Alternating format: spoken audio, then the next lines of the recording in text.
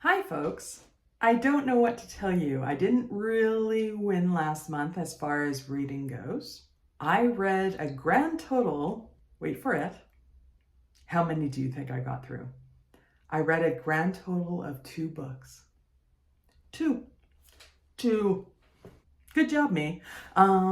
So I am going to talk about the 2 books that I actually did read. Now, I have to give myself a little bit of grace here because I actually do quite a bit other than reading. I have a lot of goals, but everybody has other goals.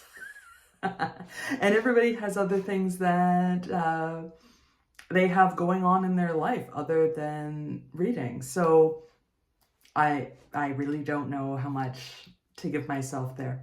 But yes, I did read 2. So I'll go through those. The first one is Bad Cree by Jessica Johns. I didn't mind this book. I read this book for a book club, and I didn't mind up until the halfway point, and then it fell off a cliff for me. And I usually like when horror elements come into stories. I usually like when things get spookier and whatever. And usually that's a turn of a book that becomes more movie-like, the pace quickens and whatever. But I found with this book, the first half of the book was very drama heavy. You met a lot of different characters, and there was a big cultural aspect to the interactions between characters. And I feel that the second half, not only did it go quicker because it had these spookier elements to them, but it almost went too quickly. It almost went to, okay, so now I've established everything. Now we're just gonna quicksilver our way through the last, however many pages are in this book. I would say that on the whole, I didn't really enjoy this book. I won't read it again. I don't think that it deserves that. But certain parts of it were definitely interesting, and I almost want to tell other people to check it out, but I don't know if there was enough cultural stuff to it to make it kind of a standout book to me, as opposed to any other kind of thriller, horror, drama thing out there. I want to give it more impact because it does follow an Indigenous lens, but because it doesn't really flesh out, especially after the horror elements come in, it doesn't really flesh anything out after that. And because of that, it doesn't have an impact to me from that lens.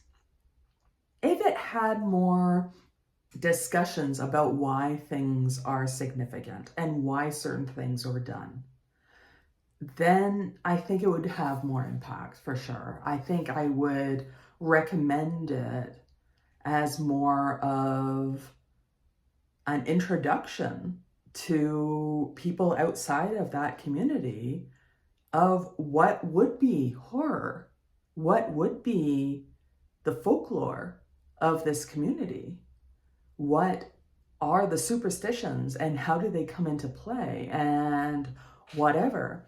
And I just don't think that this book really did the justice on that.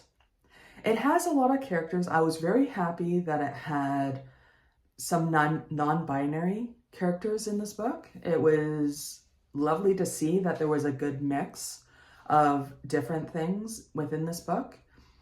But I don't really feel that any of the characters were fully fleshed out. And as far as I'm fine with not having resolution, I'm fine with there being lots of question marks about lots of things within a book, I kind of want my books to have something that I can root for and some kind of character arc or fundamental understanding. And I feel that the characters of this book really didn't go deep enough for me to really root for them. Don't get me wrong, there were some things that were heartbreaking that happened to different characters. But because I didn't know more about the characters, it was really hard for me to have a deeper sadness for a character other than this would be horrible to happen to somebody. The amount of grief that this person would have would be immense. So it was hard for me to establish. I think that the book would do very well with a glossary. And the reason I say that is because in the book, there's quite a few terms that are from Indigenous cultures. And when I think about the audience that is going to read this book, it is kind of meant for a general audience. I don't get the sense that it's meant for people within Indigenous communities only. And therefore, I'm kind of reading it and it wasn't meant for me. So I think for people like me, having a glossary for this book would be great because it brings me into the culture a little bit. It gives me the opportunity to learn a little bit about this culture and why certain things would be spooky and why certain things happen in the way they happen and why certain people are called certain things and what is the history behind that. Now, maybe that's a lot to ask. I don't see other books doing that. So I guess it's kind of a double standard in that way because there are, I don't know how many books would do well with having some kind of glossary, period. So maybe that's a discussion for another day. But I really did feel that I wanted to know.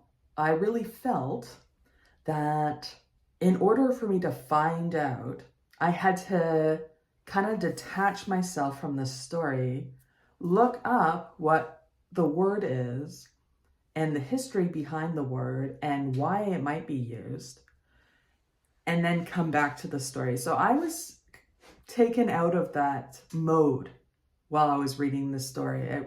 If it was just a glossary in the back, I would be able to stay within the medium, kind of read that word, flip to the back, and read the synopsis about the word and be able to be like, oh, okay, and go back and still interact with that medium. It wouldn't have really taken me out. It would have helped enhance what was going on in the story.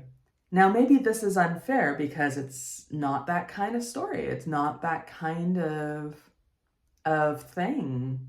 It didn't owe me that. So maybe that's unfair for me to say. I just wish, from my own experience, that it had this. The next book I'm going to talk about is Eat, Drink, and Be Scary by Olivia James. This was a fine book. I'm not usually into cutesy, comfy books, so I really don't want to rip this one apart too much. It's fine. It was a cute book. It was predictable, but I can't really fault it for that. It was a cozy mystery that you kind of went through. It's a quaint little town, and you get introduced to the way small towns work with all the gossip and whatever. there's a little bit of spooky. I mean, there's some hauntings that happen, and there's some of this and some of that. All Halloween themed happen within the book. Of course, it's a murder mystery, so there's a murder and there's another murder that happens somewhere else, and you have to try to connect them and whatever. The characters I thought were fine. I thought everything was kind of surface level, which is fine. If you're wanting a cozy thing, I don't see the writing and a lot of cozy mysteries or whatever get really deep in their characters. I see them as pretty surface level, and they kind of just leave things there because they're meant to be not heavy books. And as much as this is not my usual reading thing, I definitely appreciated that. I definitely appreciated having something that didn't pack the punch of other books. Although I really like when books really hit you in the gut. When you read a sentence and you're feeling it all day. So it didn't have any moments like that. And you know when you're reading it, well, at least I did. When I was reading it, I'm like, okay, so we're setting up the stage for these characters to meet. And even though it's not a smutty romance, we know that these people are somehow going to get together. We know that these people are somehow going to be friends. Or we know that these people are somehow not going to get along.